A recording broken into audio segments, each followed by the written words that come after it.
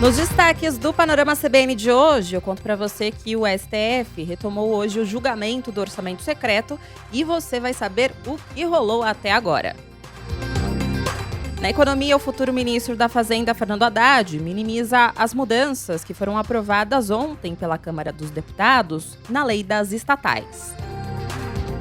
E no esporte, a França venceu Marrocos e vai enfrentar a Argentina na final da Copa do Mundo do Catar. Panorama CBN. Olá, para você que está ouvindo o Panorama CBN, eu sou a Juliana Prado e vou te contar em menos de 30 minutos tudo que foi notícia nesta quarta-feira, dia 14 de dezembro de 2022.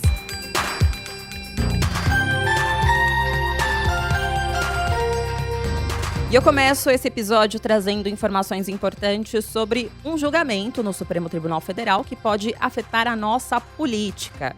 E a história é a seguinte: o STF retomou hoje o julgamento das ações que pedem a inconstitucionalidade do orçamento secreto. Os pedidos foram feitos pelos partidos PSOL, Cidadania e PSB de Bola e questionam a legalidade das chamadas emenda de relator, conhecidas como RP9. E com essa ação, os partidos querem que o orçamento secreto seja declarado inconstitucional por causa da falta de transparência. E a relatora deste caso é a presidente do STF, a ministra Rosa Weber. Ela começou o julgamento hoje dizendo que o destino dos recursos das emendas de relator, conhecidas como orçamento secreto, é recoberto por um manto de névoas. No voto dela, a ministra Rosa Weber relembrou escândalos de corrupção, como o caso PC Farias, os anões do orçamento, a máfia das sanguessugas e o esquema de rachadinha. A ministra citou que o modelo de emendas parlamentares no Brasil não ocorre em outros países e frisou que as emendas de relator, como estão, violam o princípio republicano, democrático e da transparência e diz também que, sem regras, a execução das RP9 são, sim, um orçamento secreto. Trata-se de um orçamento secreto. Não se sabe quem são os parlamentares integrantes do grupo privilegiado. Não se conhecem as quantias administradas individualmente. Não existem critérios objetivos e claros para a realização das despesas. Tampouco observam-se regras de transparência na sua execução. Rosa Weber disse ainda que o modelo configura um cheque em branco. Ela explicou que esses acordos entre parlamentares e o governo para liberar emendas de relator não configuram crime, mas ela alertou que a situação, como está hoje, é ilegal. Ainda que a celebração de acordos informais para a distribuição de recursos públicos da União em benefício de interesses eleitorais dos próprios congressistas, mediante entabulações políticas secretas, não configure, sob o prisma do direito penal, fato tipificado como crime contra a administração pública, certamente esta prática político-institucional cria circunstâncias favoráveis para que ocorram delitos, tal como já verificado no passado. Mas antes da leitura aí deste voto, na abertura da sessão deste julgamento, a ministra Rosa Weber elogiou a iniciativa do presidente do Senado, Rodrigo Pacheco, de enviar uma proposta de resolução que prevê novos critérios para a distribuição das emendas de relator. Mas ela disse que essa proposta aí não prejudica o julgamento no STF. Rosa Weber também considerou que essa medida confirma a improbidade das emendas de relator como vem sendo praticadas até agora. Mas ela considerou louvável essa iniciativa do Congresso em propor mudanças. Nos bastidores, segundo a nossa repórter Isa Staciarini, de Brasília, os ministros consideram que as emendas de relator são ilegais do jeito que estão, mas, se houver definição de regras, a medida pode ser liberada com condições. E, por isso, a tendência é de uma decisão que seja um meio termo. Bom, enquanto eu gravo este episódio, o julgamento ainda está rolando e a ministra Rosa Weber ainda está lendo a decisão dela, que tem mais de 50 páginas. E as atualizações desse julgamento você pode acompanhar, é claro, ao vivo durante a programação da CBN ou amanhã, o resuminho completo na edição da manhã do Panorama CBN com a Bianca Santos. Vou retomar agora um assunto que a Bianca contou para você na edição da manhã do Panorama CBN de hoje, que tem a ver com a lei das estatais. Contando bem resumidamente essa história para você, ontem à noite a Câmara dos Deputados aprovou uma mudança na lei das estatais.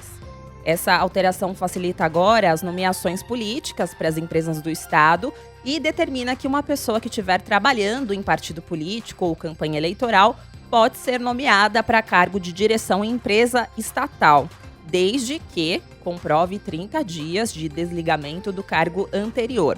Só para você ter uma ideia, atualmente o prazo é de 36 meses. E com isso fica mais fácil para os governos nomearem aliados e pessoas ligadas a partidos políticos.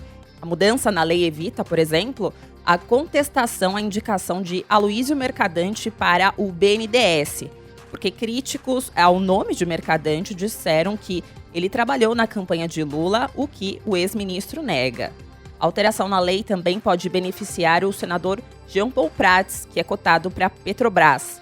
Ele foi candidato do Rio Grande do Norte e não poderia assumir o cargo em estatal antes de 36 meses da campanha.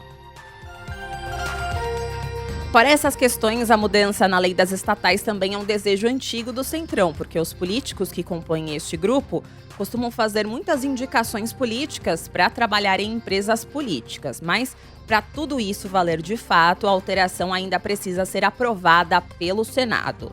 E a novidade nisso tudo é que hoje o futuro ministro da Economia, Fernando Haddad, comentou essa mudança na lei das estatais que foi aprovada pela Câmara.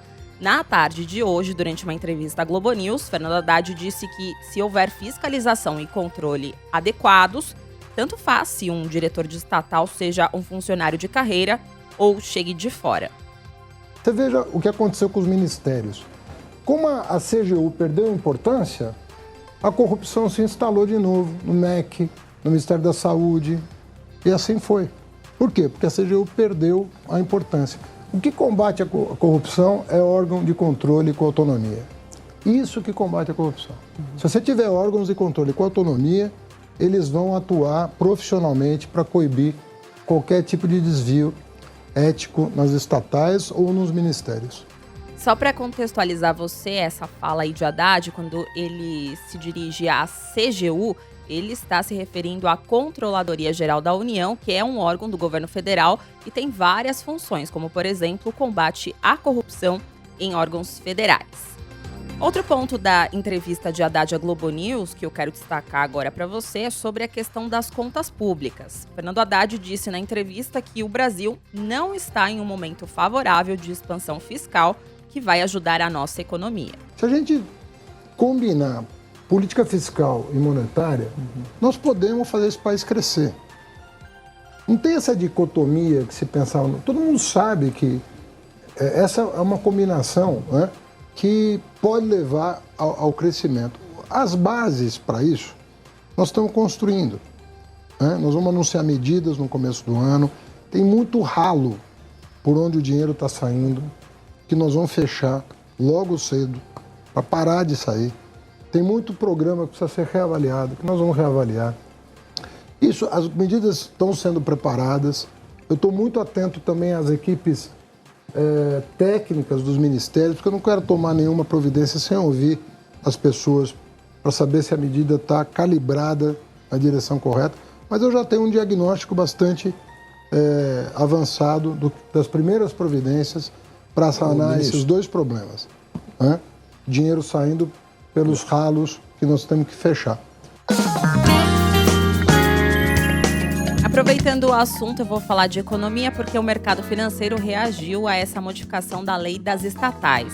A Bolsa de Valores de São Paulo encerrou o dia de hoje em forte queda de 1,71% aos 103.539 pontos. Inclusive, as ações da Petrobras e do Banco do Brasil, que são duas empresas públicas, caíram durante todo o dia justamente por causa da lei das estatais. Já no mercado de câmbio, o dólar comercial fechou o dia com ganhos de 0,07%, cotado a R$ 5,315. E o euro encerrou com uma valorização de 1,12%, negociado a R$ 5,653. Ainda na economia, tem uma notícia muito boa que vai impactar diretamente a educação. Você acompanhou aqui no Panorama CBN o drama das universidades federais que estão sem dinheiro para pagar contas básicas, como conta de luz e água. E tudo isso porque houve um bloqueio no orçamento de vários órgãos ligados ao Ministério da Educação.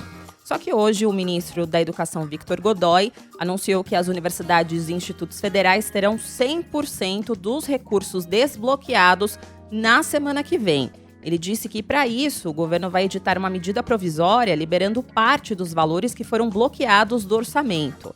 Segundo ele, na segunda-feira já devem estar disponíveis os 2 bilhões de reais congelados do Ministério da Educação relativos a despesas já existentes e também parte dos 2,3 bilhões de reais que estavam bloqueados para novos gastos. Com essa liberação, o ministro acredita que a pasta terá dinheiro para arcar com todos os compromissos até o fim deste mês, que também encerra a gestão Bolsonaro. Segundo a Associação Nacional dos Dirigentes das Instituições Federais de Ensino Superior, o valor congelado das instituições federais está hoje em 782 milhões de reais. E parte deste dinheiro foi bloqueado em junho e 344 milhões no final de novembro, o que pegou aí os reitores de surpresa, que ficariam sem dinheiro para arcar com despesas básicas. Hoje, o ministro da Educação disse que, com o dinheiro liberado, a compra dos livros didáticos de 2023 também está garantida. Com essa liberação, inclusive, desse bloqueio, nós garantiremos o livro didático para o ano que vem, né, que é uma preocupação do Ministério da Educação, das próprias editoras. Isso também nós conseguiremos avançar.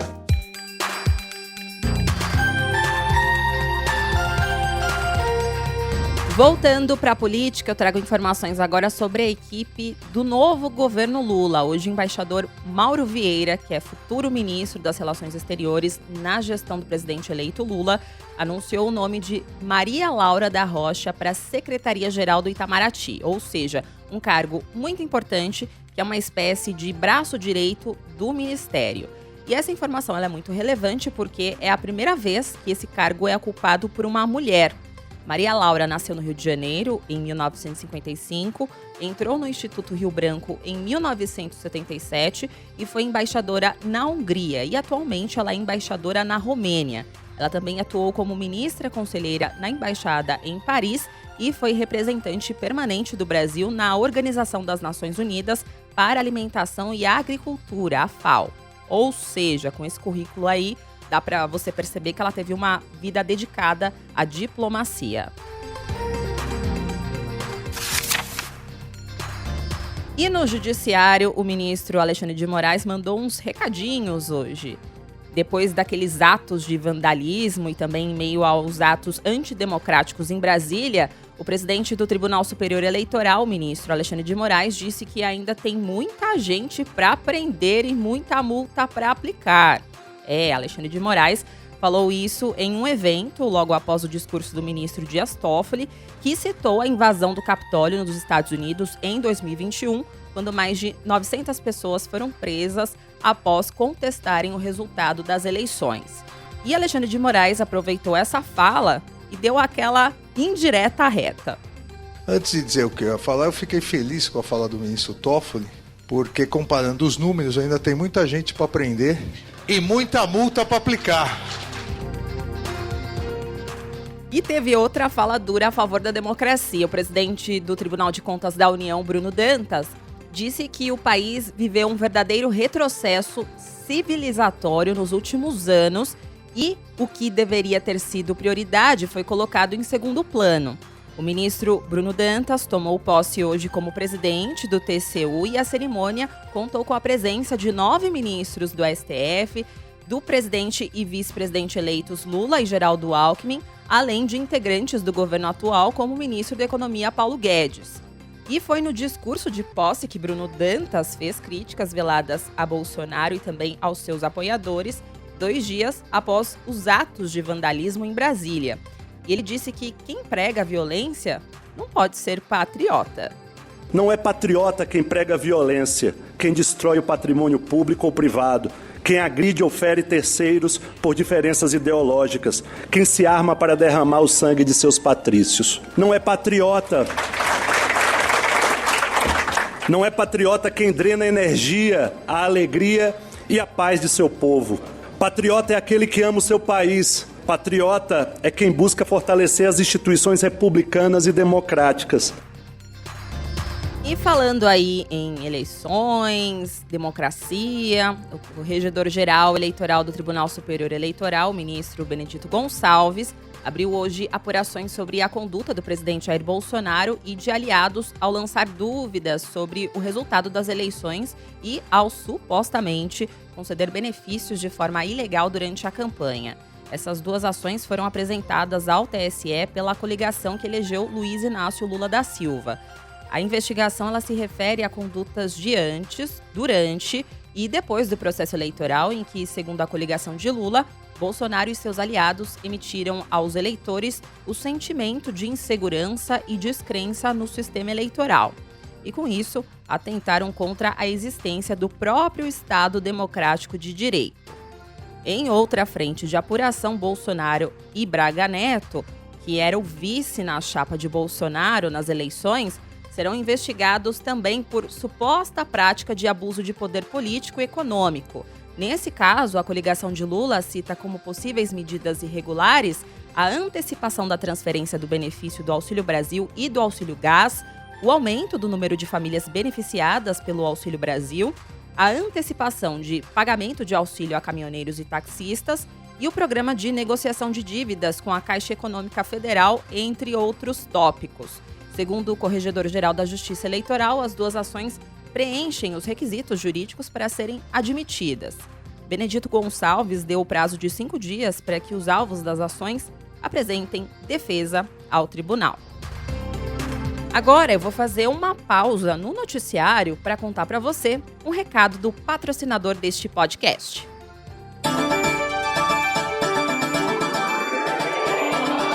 Você já ouviu falar em Open Finance? É um conceito que faz parte da agenda de inovação do Banco Central e tem o objetivo de estimular a competição e inovação dentro do sistema financeiro brasileiro.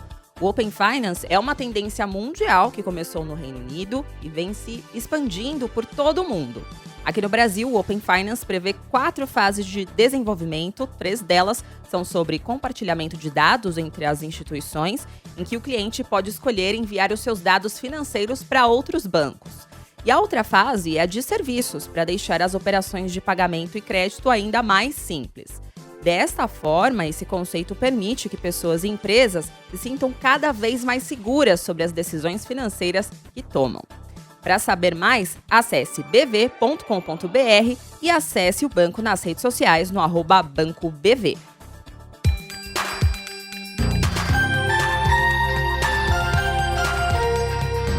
Voltando ao noticiário, levo você lá para Minas Gerais, porque subiu para 83 o número de cidades em situação de emergência por causa das chuvas no estado. Em 24 horas, para você ter uma ideia, os temporais causaram estragos nos municípios de Carmo da Mata e Cachoeira de Minas. A Defesa Civil mantém o estado em alerta até sexta-feira e pelo menos 7 pessoas morreram e mais de 5.000 pessoas estão fora de casa desde o começo do período chuvoso, que começou em outubro e vai até março.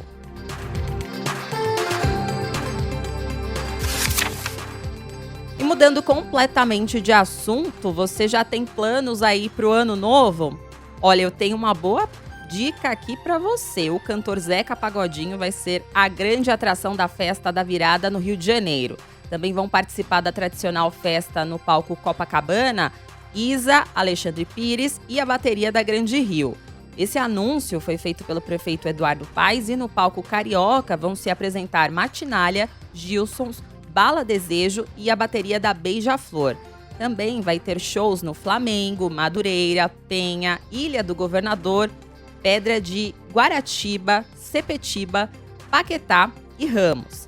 Essas apresentações aí serão retomadas depois de 2 anos, que foi o período que foi afetado pela pandemia de Covid-19. No noticiário internacional eu trago informações sobre o Peru, porque por lá o novo governo peruano decretou hoje estado de emergência em todo o país por 30 dias para conter as manifestações que exigem eleições gerais imediatas e a libertação do presidente deposto Pedro Castillo após o seu autogolpe fracassado. Nos protestos, alguns bastante violentos, principalmente no interior do país, os manifestantes pedem também o fechamento do Congresso, uma constituinte e a renúncia da vice-presidente, que agora é a presidente do país.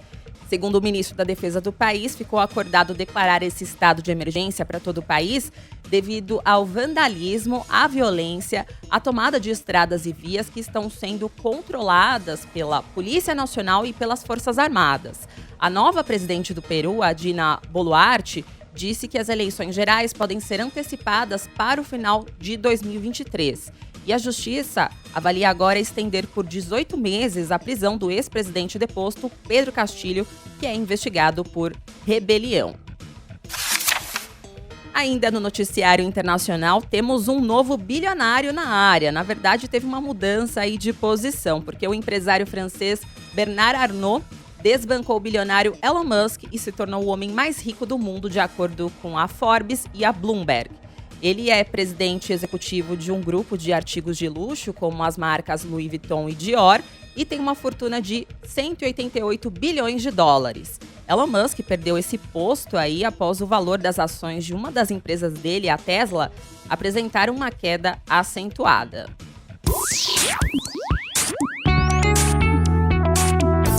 Na tecnologia, provavelmente você notou que o Instagram tem agora uma nova função no aplicativo, as notas, que são pequenos textos com limite de 60 caracteres. E como é que funciona essa nova ferramenta? Essa nota criada aparece fixada no topo da aba de mensagens e todos os seguidores podem ver e responder a mensagem curta de texto que fica disponível por 24 horas. É possível também escolher se todas as pessoas que te seguem de volta ou somente os amigos próximos podem ver essa nota. Esse modelo é igual ao utilizado nos stories. E as respostas que as pessoas darão para suas notas vão aparecer como DMs na caixa de entrada. E se você não viu isso, fique tranquilo, porque a atualização aí do sistema vai ser feita de forma gradual para todo mundo. Segundo a Meta, que é a empresa controladora do Instagram, eles perceberam que durante os testes a empresa descobriu que as pessoas gostam de ter uma forma fácil e leve de compartilhar o que pensam e iniciar conversas. Hoje também o Instagram anunciou que em breve um novo recurso será liberado, o Perfis de Grupo. O novo recurso vai permitir que usuários criem um perfil e adicionem seguidores para compartilhar publicações e stories apenas com os membros em uma linha do tempo exclusiva, ou seja, o feed. E com isso, apenas os membros vão poder ver essas publicações e também os stories. Agora é Copa, bate forte o coração.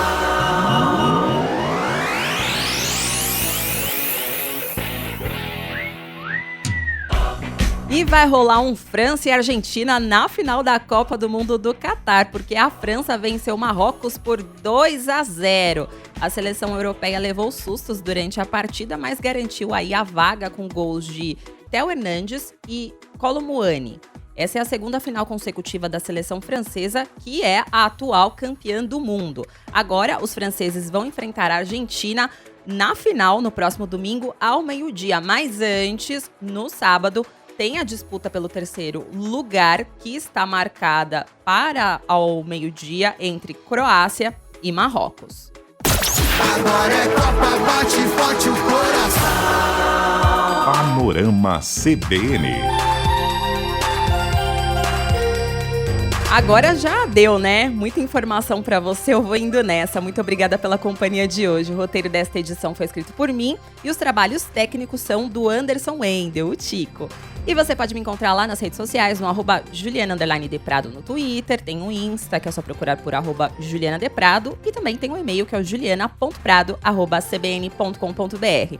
E não se esqueça que amanhã tem a edição da manhã do Panorama CBN, com a Bianca Santos a partir das 7 horas da manhã, combinado? Beijos pra você e até mais!